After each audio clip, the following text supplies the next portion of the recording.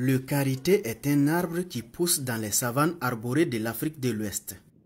Ces amandes séchées après extraction donnent du beurre et de l'huile végétale.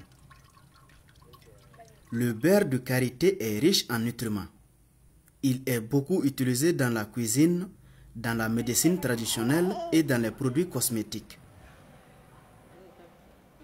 Chez le bébé, le beurre de karité permet de lui raffermir sa peau et de prévenir les irritations.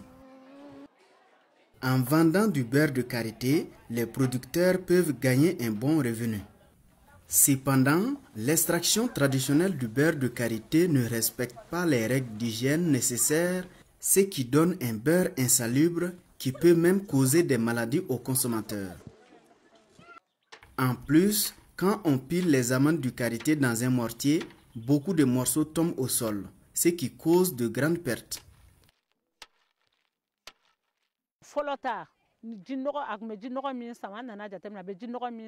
Avec l'ancienne méthode d'extraction, les noix absorbaient de l'eau sale du sol et la fumée du four donnait une mauvaise odeur au beurre. Ce n'est plus le cas avec notre nouvelle méthode. Avant, notre beurre n'était pas bien apprécié, mais aujourd'hui il est consommé par tous. Certaines femmes ont même abandonné l'huile d'arachide au profit du beurre. Notre beurre de karité est propre et pur. Il est meilleur que certaines huiles industrielles. Il ne contient aucun mélange.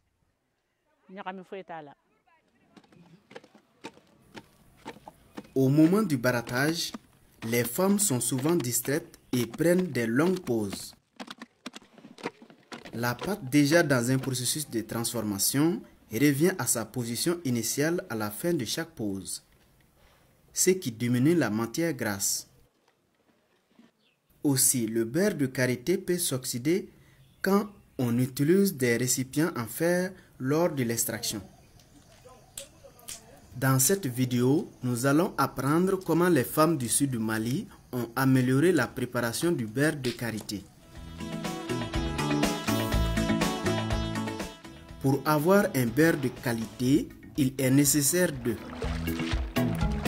laver et bien sécher les amandes,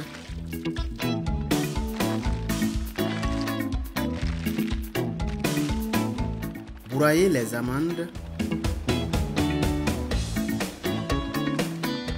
barater la pâte,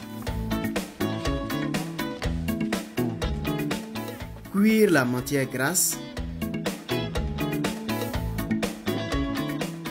malaxer le beurre pour le rendre consistant. L'hygiène est nécessaire à chaque moment de la préparation du beurre de karité. Pour rendre les amandes décortiquées bien propres, lavez-les avec de l'eau dans un récipient en plastique ou en aluminium.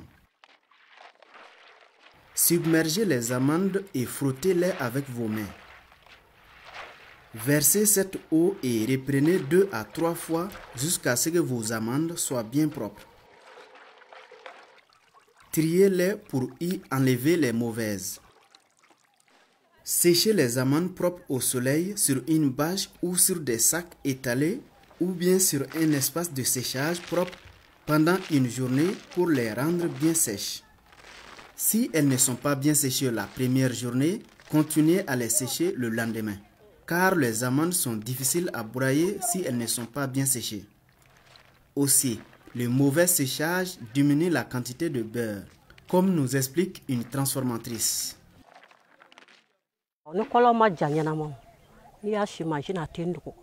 Si les noix ne sont pas bien séchées, la pâte ne sera pas bien fine au moulin et ne donnera pas assez de beurre.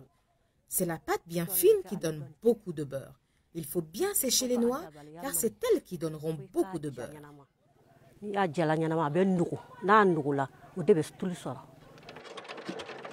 Après un bon séchage, broyez les amandes au moulin pour obtenir une pâte fine.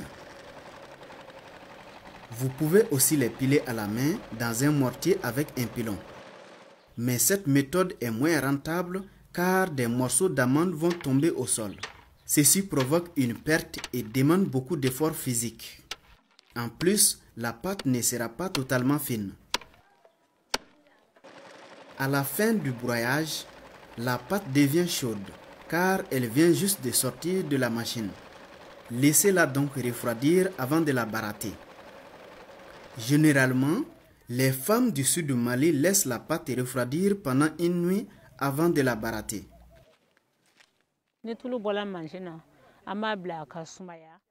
On laisse la pâte chaude refroidir pour faciliter le barattage. Si elle n'est pas refroidie, elle ne sera pas consistante au moment du barattage. Elle va se fondre et il serait difficile d'avoir la matière grasse. Tu auras l'impression que c'est de l'huile au-dessus. Mais si elle est refroidie, le barattage devient facile et on peut avoir l'ensemble de la matière grasse. Pour rendre le beurre propre, l'hygiène corporelle est nécessaire. Portez des habits propres, couvrez vos cheveux et portez un foulard sur votre tête lors de la préparation du beurre du karité. Enlevez tous vos bijoux et lavez bien vos mains.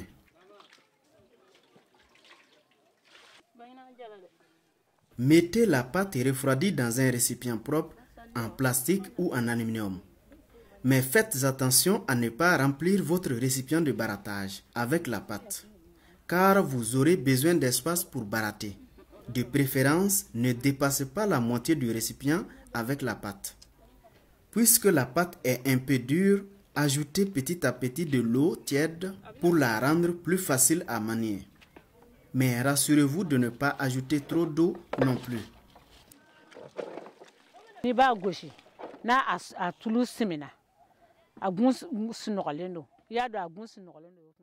Au moment du barattage, dès que la pâte devient plus consistante, on met un peu d'eau tiède pour que la matière grasse apparaisse toute blanche. Si tu ne mets pas de l'eau tiède, elle devient rouge. C'est pourquoi on en met au fur et à mesure. Si la quantité d'eau tiède dépasse, tu verras que la matière grasse va commencer à se fondre. Et si elle se fond, tu n'auras pas la quantité de beurre souhaitée.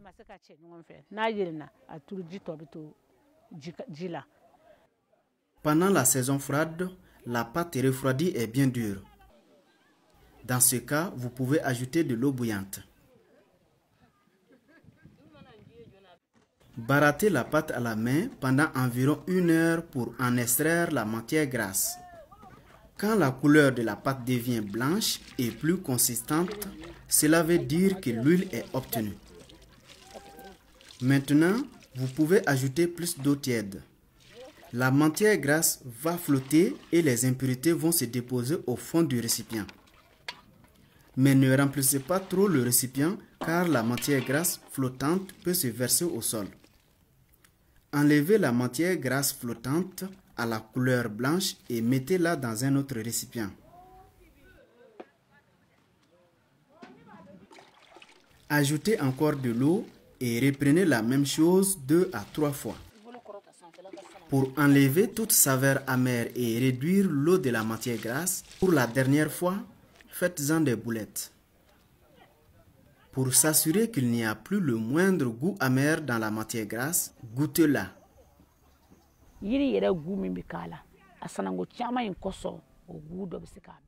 Nous lavons plusieurs fois la matière grasse pour éliminer le goût de l'arbre dans le beurre, car la matière grasse contient un goût un peu amer. Le karité lui-même contient ce goût-là. De même, l'huile est lavée plusieurs fois pour améliorer le goût.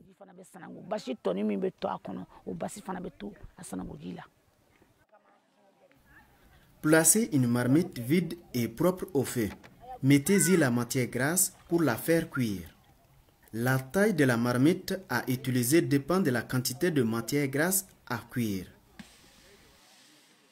Jamais remplir totalement la marmite et ne la fermez pas, car l'huile en bouillant peut se verser au sol et causer une perte. Aussi, pour éviter que l'huile ne se verse au sol en bouillant, remuez-la avec une spatule et une louche tout le long de la cuisson. La cuisson permet à l'eau de s'évaporer et aux impuretés de se déposer au fond de la marmite. La durée de la cuisson dépend beaucoup de la force du feu. La cuisson est terminée quand une mouche blanche apparaît à la surface et quand l'huile devient jaune. Si l'huile contient de l'eau, on entend son bruit. Et s'il ne contient plus d'eau, tu n'entends plus rien. Tu sauras que c'est prêt.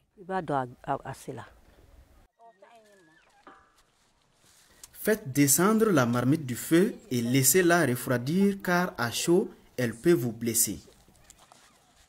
Avec une louche, transférez l'huile de la marmite à travers un autre récipient, tout en évitant les impuretés qui sont au fond. Rajoutez de l'eau propre sur l'huile filtrée. Enlevez l'huile de l'eau et mettez-la dans une autre marmite propre au feu pour la faire cuire à nouveau pour rendre l'huile bien saine et propre. Après bouillonnement, apparaît une mousse blanche et l'huile jaunâtre. Cela veut dire que l'huile est cuite. Descendez votre marmite du feu et laissez-la refroidir avant de filtrer l'huile avec un tissu propre ou un tamis.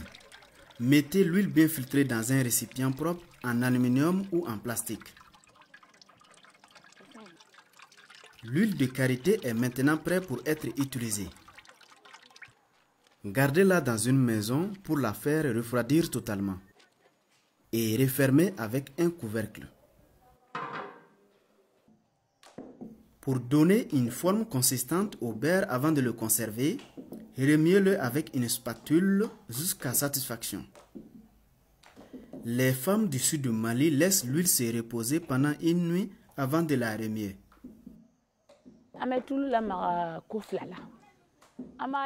Nous remuons le beurre pour le rendre plus consistant en cassant les boules dedans et pour pouvoir mettre beaucoup de beurre dans un récipient. Ceci peut donner beaucoup de poids.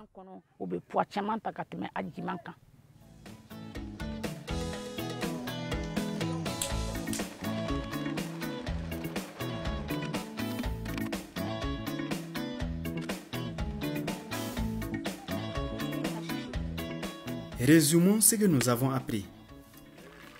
Le beurre de karité est utilisé dans la cuisine, dans la médecine traditionnelle et comme produit cosmétique. Il est une importante source de revenus pour les productrices.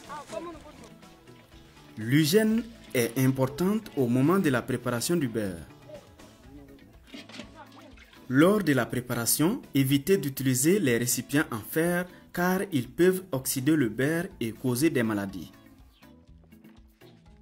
Lavez proprement les amandes et séchez-les au soleil avant de les broyer car les amandes mal séchées donnent peu de beurre. Broyez les amandes au moulin pour augmenter le rendement en beurre. Cuissez et bien filtrez l'huile pour enlever toute impureté. Remuez le beurre refroidi pour le rendre plus consistant à la conservation. En produisant un beurre de karité amélioré, vous gagnerez plus d'argent.